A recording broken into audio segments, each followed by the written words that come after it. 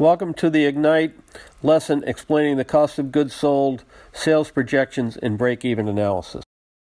This is Joe Mahoney, Director of the Youth Entrepreneurship Initiative, and these slides were modified from the YEI's BizCamp Economics of One Unit lesson. So we'll start by talking about the economics of one unit. This is a ratio that determines your cost of goods sold, establishes your selling price, and then calculates your gross profit or your contribution per unit. So what is the economics of unit?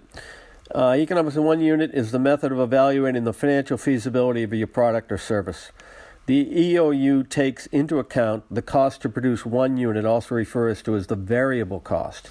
The EOU calculations determine the amount of gross profit or contribution margin received on the sale of one unit. It's very important to have a healthy contribution margin or gross profit per unit. So we'll begin with how much does it cost to make one unit, or the cost of goods sold. This can be defined as the cost of each additional unit of sale after you've created your prototype. It may take you longer or cost you more money to create your initial prototype, so we calculate the cost of goods sold on the next unit you make, or each additional unit after that. So the formula for the cost of goods sold is the direct labor to produce one unit of your product or to provide one unit of your service. The cost of the material and packaging that goes into that unit or sale, and other costs that may be associated with each sales transaction.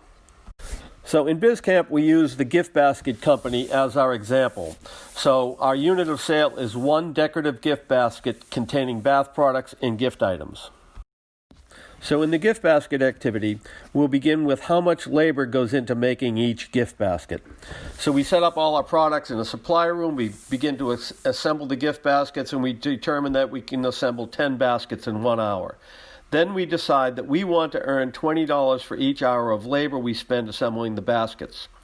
So it's very important to have this labor cost in there at this point in your analysis, because if you get too busy and you have to hire somebody to help you make the baskets, then the $20 that you're going to pay them is already in your calculations. So when we calculate the 10 baskets at $20 per hour, that means the cost of us is $2 in labor to assemble each gift basket. So what are the costs of the items that are included in each gift basket? So we're buying everything in bulk quantities. For example, we buy 12 gift baskets for $24. The other items are bought by the case. And we average the cost of the packaging, like the ribbons, bows, cards, and stuffings needed for each basket. So on this graph, you can see the cost of goods sold, materials, and direct labor for the gift baskets that we're making. So at the top, you see direct labor is $2. You'll see the material description down the left side, and on the far right, you'll see the cost per unit that we've calculated based on the bulk purchasing. And that material subtotal comes to $8.33. And then we've got other costs, our other variable costs, which is $1. So the total cost of goods sold for the gift basket is $11.33. So you might ask, what are these other costs we assign to each unit? So sometimes it's the cost of delivering. We have to pay gas and deliver the gift baskets to people. Sometimes, or perhaps we have a sales commission to friends who help us sell our baskets. Or we are amortizing the cost for us to be at our location of sale, such as during harbor nights. So we've assigned the $1 to each basket to help cover the cost of these other variable costs. Our economics of one unit for the gift basket looks like this: $2 in labor, $8.33 in material, and $1 in delivery commissions. So our total cost of goods sold is $11.33. Now we must determine our selling price. So the rule of thumb in establishing the selling price is keystoning. Keystoning is doubling your cost of goods sold to set your selling price. And if we did that, our selling price would be $22.66. However, when we establish a selling price, when considering our cost of goods sold and keystoning, it may not be enough. We also might need to consider the type of customer. Who is our target customer and how do they behave as customers? What are the competitive analysis? What does my competition charge for their products? And what are my product benefits? Can the benefits of your product that you offer allow you to have a higher price? Can you promote your product in a way that would allow you to have a higher price, etc.?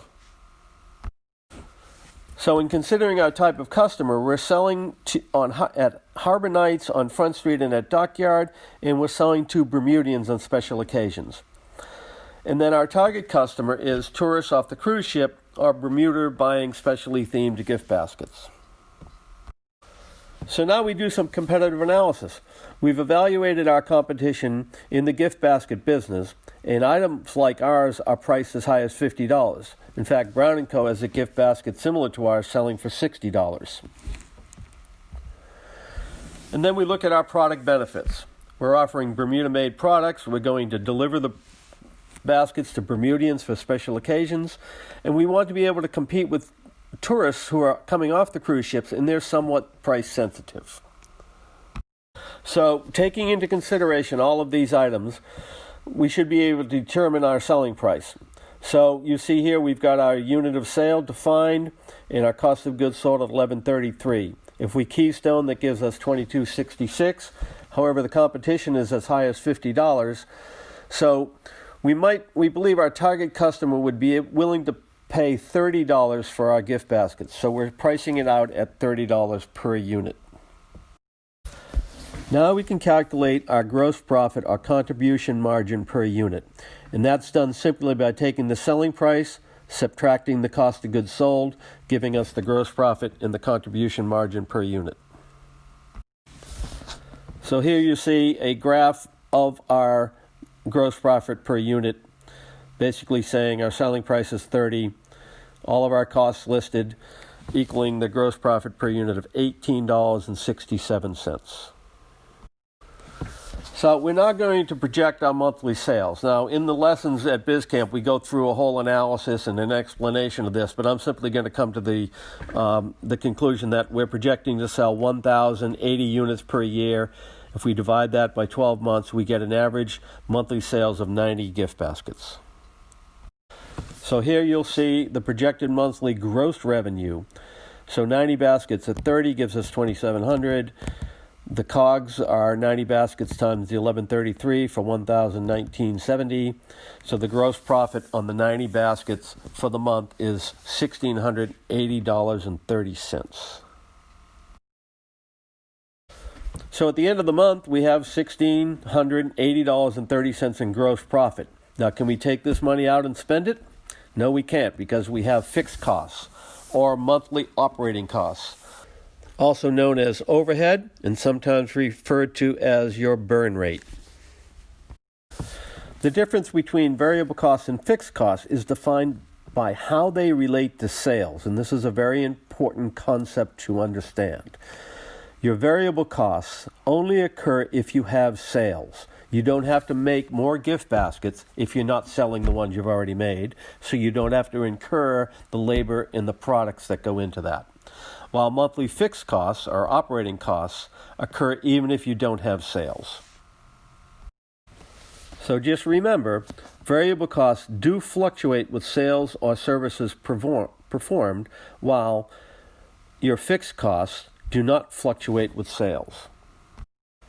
And when calculating your costs, remember, never count your costs twice. If you put something into your variable cost, like your labor for producing your product or delivering your services, do not also pay yourself a salary that might include those hours spent on your production in your monthly operating costs. Never count any of your costs twice. So here we go into a series of definitions of what are fixed costs. So fixed costs are recurring expenses that aren't affected by the number of items the business produces or the number of times a service is provided. Fixed costs are assessed by a business on a monthly basis. If a cost is incurred on a yearly basis, you should divide it by 12 and assign it to each month. So with the young people, we use this expression talking about the 8 most common fixed costs. And the phrase is, I said euro. And here you can see I is for insurance, the SED is salary, advertising, interest plus the loan payment, and depreciation. And the euro is utilities, rent, and other. Now we have a slide further explaining each of these fixed costs, but I'm not going to go into them too detailed in each slide. If you want to read what they each say, you can stop the video and read them yourselves. But basically I'm going to just outline them. You could have a monthly insurance premium to pay. When you talk about salaries, these are payment of services to employees or an entrepreneur stipend that is non-direct labor. Now remember, if you're paying yourself to deliver your service or to make your products, don't put that into your monthly fixed costs. Then we have advertising, self-explanatory, interest, and the repayment of a loan. So if you borrow $10,000 with an interest of 10%, with a 24-month repayment, the business must repay $11,000.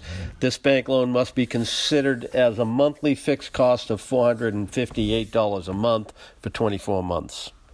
Next one is depreciation. This is the payment, the loss of value of an asset over time.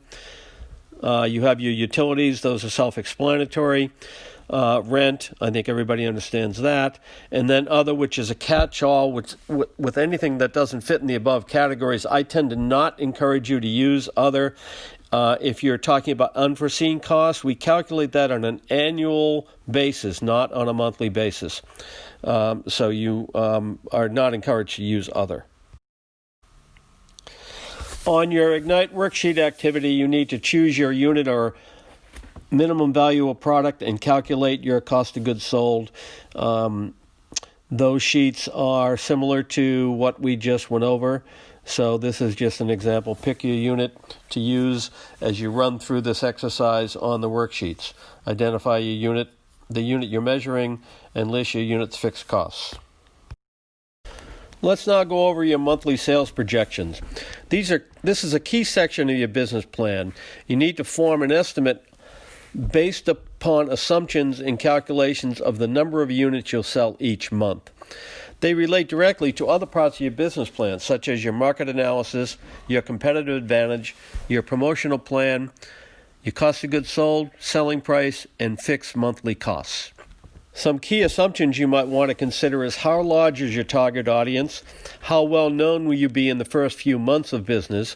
Is your product or service seasonal?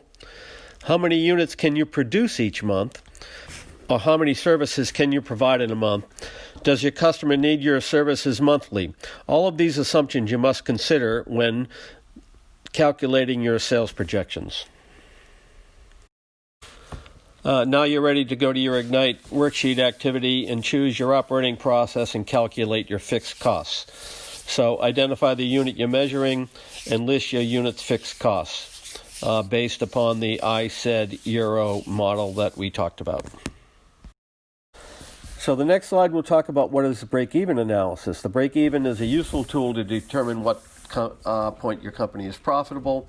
Break-even analysis looks at the level of fixed costs relative to the profit earned by each additional unit sold. In general, the company with lower fixed costs will have a lower break-even point of sales. If you cannot cover your monthly fixed costs based on your gross profit per unit multiplied by your monthly sales projections, then you may have to go back and adjust a couple of these items. And these items could include raising your selling price, lowering your cost of goods sold, lowering your monthly operating costs, or increasing your monthly sales projections. All of these will reflect different break-even points. So now on your Ignite worksheet activity, you want to go to your monthly sales projections and your break-even analysis pages. I'm going to quickly walk you through the next 3 or 4 slides and point out some of the differences between the example we use in the BizCamp and the examples or the projections that Ignite uses. You'll see in this slide the example of the one bag per month. This average selling price is $100. The cost of goods sold is $65, so the gross profit or contribution margin is $35 per unit.